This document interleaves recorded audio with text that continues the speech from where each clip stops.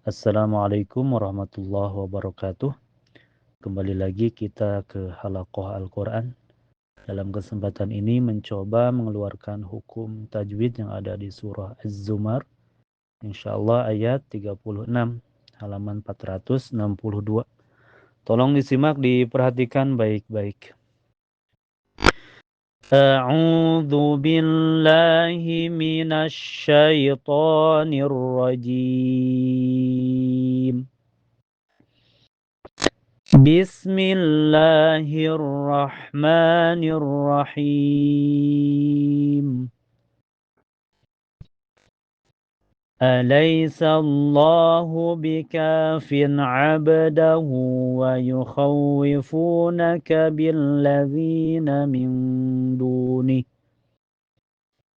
ومن يضلل الله فما له من هاد. Kita coba keluarkan hukum tajwidnya. Alaysa. Di awal ayat ada harfulin atau sifat lin karena ada ya sukun sebelumnya harokat fathah di la, dibaca dilembutkan saja lunak. Alaysa Allah sallah, ini di lafaz jalalah, di lafaz Allah dibaca tebal atau tabhim ya, karena sebelumnya berharokat fathah. Alaysa Allahu bika ka matobi, karena ada alif sebelumnya harokat fathah di kaf, dibaca panjang dua harokat. Bika fin abadahu, fin setelahnya ada hukum idhar halqi karena ada tanwin kasrah ketemu ain. Cara bacanya tanwin kasrahnya dibaca jelas ya karena ketemu huruf idhar. Jadi huruf idhar ada 6, yaitu hamzah, ha, ain, ha, ghin, kha. Jadi kalau ada tanwin atau nun sukun ketemu huruf 6 tersebut dibaca jelas. Lanjut. Bikafin abadahu ab. Setelahnya ada hukum qalqalah sugro karena ada huruf qalqalah yaitu ba berada di tengah kalimat. Kenapa disebut qalqalah sugro? Karena pantulannya lebih kecil ya. Asal mantul saja ab, dan huruf qalqalah ada 5 dikumpulkan dalam kalimat kutubu jadin. Jadi hukumnya qalqalah sugro. Abdahu. Nah, di sini kalau kita wasol ya menjadi hukum mazilah qasirah karena hak domir terhempit oleh dua huruf hidup sebelum dan setelahnya. Huruf hidup sebelumnya yaitu harokat fathah di dal, setelahnya harokat fathah di wa. Cara bacanya panjang dua harokat. Ini kalau di wasol ya. Tetapi kalau berhenti abadah, jadi tidak ada hukum kalau berhenti ya. Kalau di wasol menjadi mazilah qasirah. Dan di atas ha ada tanda sola, itu namanya al-waslu aula, lebih abdol, lebih utama di wasol saja ya. Kita wasol saja.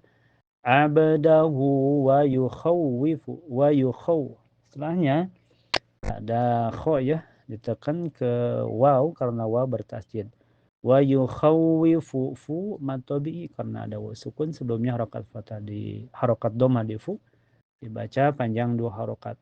Wa yukhawwifunaka billadzi wa yukhawwifunaka billadzi. Setelahnya ada hukum alif lam qamariyah asyamsiyah ya. Karena alif lam ketemu huruf syamsiyah yaitu lam ya. Jadi kalau ada lam double itu dianggap 2. Jadi cara bacanya masuk ke lam yang kedua. Jadi hukumnya alif lam asyamsiyah. Billadzi di matobi karena ada ya sukun sebelumnya harokat kasrah di dibaca panjang dua harokat. Billadzina min dunih, min setelahnya ada hukum ihfa hakiki ya, atau lebih lengkapnya ihfa akrob karena makhraj nun dengan dal berada berdekatan ya. Bacanya nun sukunnya disamarkan ke dal dan ditahan sampai terasa ke hidung ya. Min dunih. Jadi hukumnya ihfa hakiki.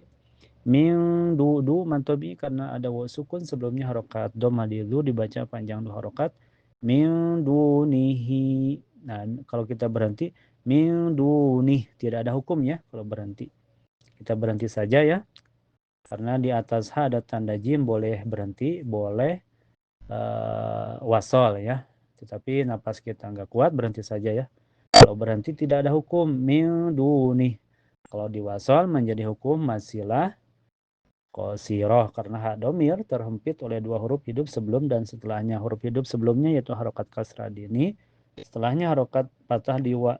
Cara bacanya panjang, cukup dua harokat ya. Dan setelahnya lagi tidak ada hamzah. Jadi hukumnya masilah qasiroh kalau diwasol. Kita berhenti saja min duni. Lanjut wa mayyud. Setelahnya ada nun sukun ketemu ya. Itu hukumnya idgham bigunah karena nun sukun ketemu ya. Cara bacanya nun sukunnya dimasukkan ke ya dan ditahan sampai terasa ke hidung. Dan huruf idgham bigunah itu ada 4 dikumpulkan dalam kalimat iyan mu iya nun mim waw. Jadi kalau nun sukun atau tanwin ketemu huruf 4 tersebut, jadi dimasukkan dan ditahan sampai terasa ke hidung. Wa may yudlilil yud. Nah, di sini ada dho sukun mutlak ya.